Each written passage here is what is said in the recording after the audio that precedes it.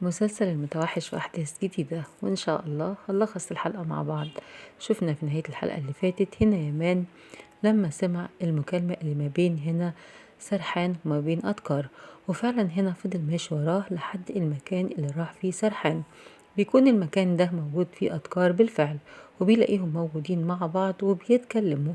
بيكون هنا اتأكد من الشك اللي جواه يامان، وبيبتدي انه يكون عايز يمشي وراه وبيشوفه رايح فين. لكن بيقابله هنا شريك أذكار في المكان وبيقوله انت بتدور على حاجة، بيقوله لا مفيش. بعد كده بيبتدي يخرج بيلاقي سرحان اختفى. بيكون هنا اتأكد يامان من الشك اللي جواه، وبيكون حاسس ان فعلا كل الكلام اللي كان بيفكر فيه هو ده اللي صح، ان سرحان هو ورا خطفه، وانه هو اللي كان متفق مع أذكار عليه. هنشوف طبعا هيحصل ايه في حلقتنا النهاردة في الأحداث الجديدة. والحلقة النهاردة قوية جدا. بنشوف هنا بيروح يمان البيت وبيتكلم مع أمه، وبيقول لها على كل اللي شافه، وبيقول لها إن جوزك هو اللي خطفني، وإن هو سبب كل اللي حصل لي، وكان بيعمل كده وإنت مش دارية بأي حاجة. بتقوله إيه الكلام اللي إنت بتقوله؟ ركز شوية وشوف إنت بتقول إيه، ده مهما كان برضو يعتبر زي أبوك. بيقول لها لو تعرفي اللي أنا اتأكدت منه واللي شفته مش هتقولي كده. بتقوله اهدى بس شوية، أكيد أنت عايز تروح لدكتور نفسي بعد اللي حصل لك زمان، أكيد بتحصل لك حاجات نفسية. بيقول لها أكيد مفيش حاجة زي دي، وبعد كده احجزي لي أنا وأنت في المكان ده، لأن أنت لما تعرفي حقيقة جوزك هتعرفي إن كلامي ده صحيح، وأنا اتأكدت من كل الكلام. وكمان الجرح اللي اتكلمت عليه هو كان في رجل أذكار، وكل الكلام كنت بقصد بيه أذكار لكن ما كملتش كلامي. وتأكدي لما تشوفي الجرح اللي في رجله. وهم كمان أخدوني وحطوني في البيت اللي جنبك في المكان اللي كانوا مخبييني فيه، وكنت انت جنبي ومش حاسة ان ابنك جنبك ومش حاسة بأي حاجة. وكان سرحان متفق مع أذكار على كل اللي بقولهولك ده، وبيأكد لها كل الكلام وبيقول لها هجيبلك ايه الدليل، وأكيد هتتأكدي في يوم من الأيام. لكن هي بتحاول تهديه وبتقوله اهدى، أكيد انت في حالة نفسية سيئة، وأكيد لازم تروح لدكتورة علشان تهدى شوية. لكن هو بيقول لها الحقيقة هتعرفيها قريب جدا، وتأكدي بنفسك من اللي بقولهولك. وبيبتدي انه يكون متعصب جدا وبيتضايق ان هي مش مصدقاه، وان هي مصدقة يعني زوجها اللي موجود معاها، وحاسة انه فعلا هو الامان ليها، لكن هو سبب كل اللي حصل.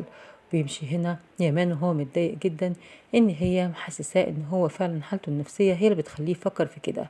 وبيمشي وبيخرج من المكان.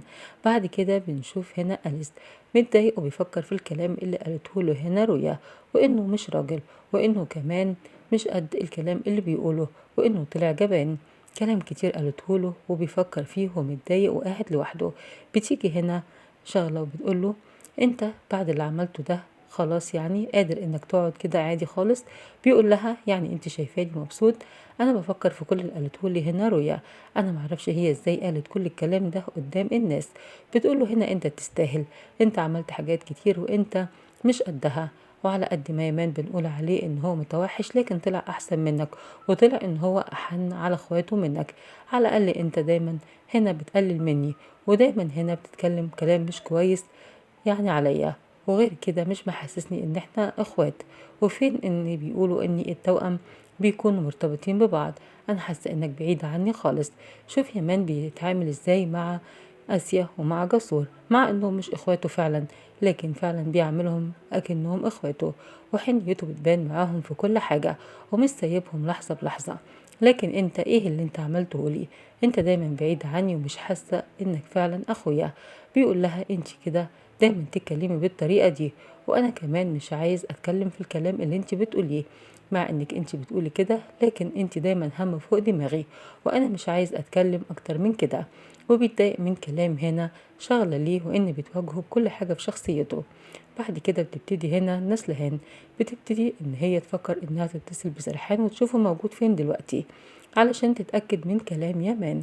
فعلا هنا بتلاقيه في المستشفى، وبيقول لها ان هو موجود في المستشفى بس هيتأخر شوية. بتقول له طيب يعني كنت عايزة اطمن عليك علشان كده بتصل.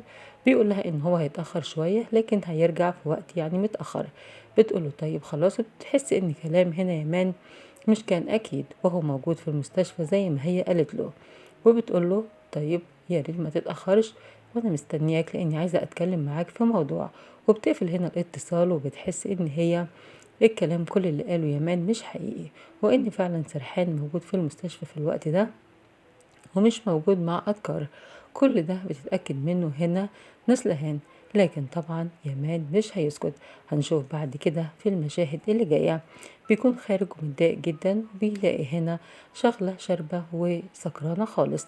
بيبتدي ان هو يتكلم معاها، بيسيبها الأول وبيمشي، وبعد كده بيرجع تاني وبيقول لها انتي عاملة في نفسك كده ليه؟ بتقوله محدش ليه دعوة بيا.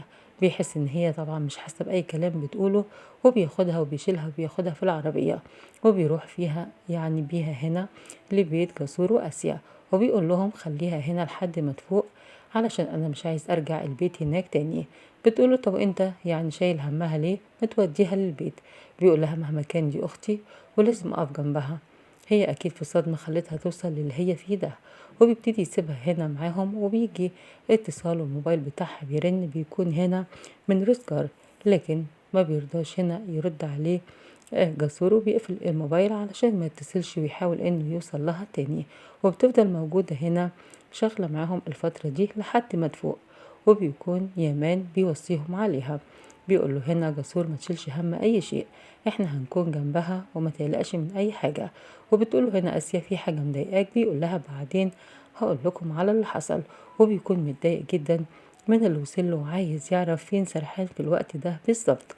بيرجع هنا سرحان، وبتكون العربية بيديها هنا يعني الشخص بيكون موجود وبيقول له نظف العربية كويس. وبعد كده بيلاقي هنا في العربية فلوس، وكمان بتكون هدومه فيها آثار من الدم.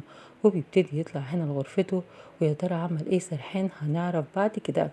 بيروح هنا وبتكون موجودة هنا نسلهان ومستنياه، وبتقوله انت اتأخرت جدا. بيقول لها كان المشوار بعيد وعلشان كده اتأخرت. بتقوله طيب أنا عايزة أتكلم معاك في موضوع مهم. بيقول لها بعدين، أنا لازم أدخل الحمام دلوقتي وآخد شاور.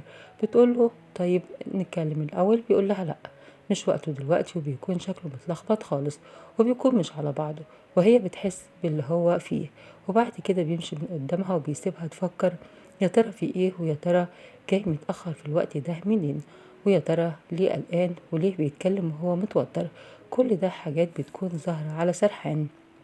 وبتشوفه هنا نسلهان وهي بتقول يا ترى كان فين وجاي منين في الوقت المتأخر ده، وليه مش عايز يتكلم معايا ويفهم أنا عايزة أقوله إيه بالظبط. وبتفكر في كلام يامان، وبتحس إن ممكن يكون فعلا كلامه صحيح، وبتقلق جدا وبتكون عايزة تعرف إيه الحقيقة. يا ترى فعلا سرحان هو اللي عمل كده في يامان، وهو فعلا اللي كان هنا مشترك مع أذكار فخطفه؟ هنعرف، بس ده أكيد في حلقتنا اللي جاية. في الأحداث اللي هتحصل بعد كده هنعرف واحدة واحدة. لكن بكده بتكون حلقتنا النهاردة خلصت. شكرا ليكم، شكرا لمتابعتكم، واللي أول مرة بيشوف القناة ما ينسانيش في لايك واشتراك. والسلام عليكم ورحمة الله وبركاته.